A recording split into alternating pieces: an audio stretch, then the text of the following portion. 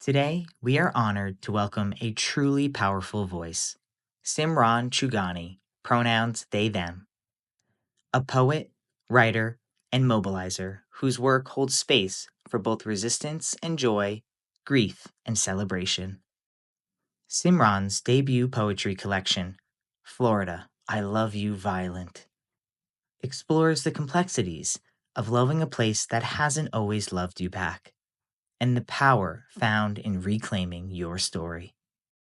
Simran is also part of our Point of Pride New York City Marathon charity team, showing up for the trans and non binary people with every step, every mile, and every word they speak. We're so grateful to have Simran with us today, sharing a piece that speaks deeply to identity, community, and power. Here is their poem, In Science, Nature, and the Universe. I feel so trans with a capital T, like I can't contain it within myself, like it's been building for so long, and now that it's here, correction, now that I know it's here, I just need to explode into a million minuscule particles that have a gravitational pull to each other so strong I defy entropy to stand 6 feet taller, and I want everyone to know that yes, this does indeed make me a mad scientist, but not as in the noun, like I am a mad scientist, but as in the adjective, like my existence is mad science. And mad not as in the adjective, like that was a mad experiment, but mad as in the verb, like can you imagine the beauty and grace it takes to be so maddened into saying out loud that this is not an experiment sometimes?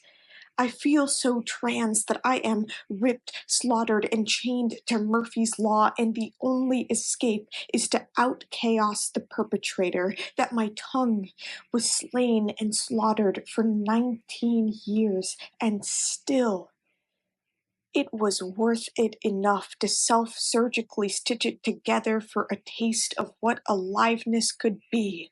Would you believe me if I said I channeled a break force hurricane and wore it as my prom dress?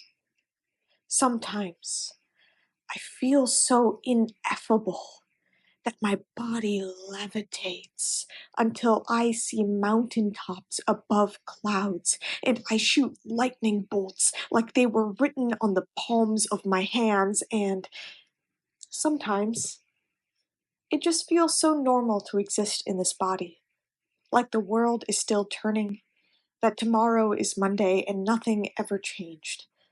And to reconcile these feelings, perhaps, is to know that the soft smile that spreads across my face when I see my reflection is an explosion over and over again, and to know over and over again that I am changed, that I allow myself to change, to shift, to be tectonic plates that create earthquakes and snow-capped mountains in the same epoch. You see, it is only when I use metaphor to compare myself to the universe, to natural beauties and natural disasters, that I see parts of myself that are true, that I allow myself to become so loud and so capable that I change my name to Sher, which in Hindi translates to lion, which in my life translates to soft, empathic leader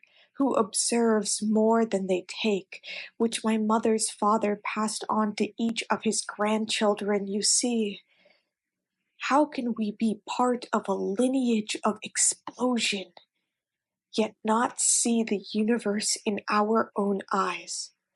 How can we hold a universe in our own eyes and not explode until the lungs of our lineage are overflowing with stardust?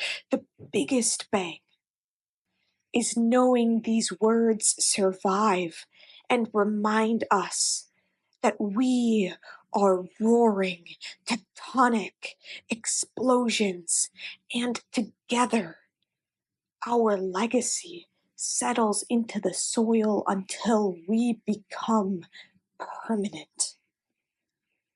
When I die, but more importantly, when I live, I want to be so embodied in this earth that my roots will sprout seedlings that will nourish generations of my 19-year-old selves. And then I will reach out to each and every one of them, and I will say, here is my hand. Take it. You are everything that you are, and that is more than enough. Thank you for sharing this moment with us. Be sure to subscribe wherever you listen to podcasts and explore more at www.pointofpride.org/meditations. Until next time, take care.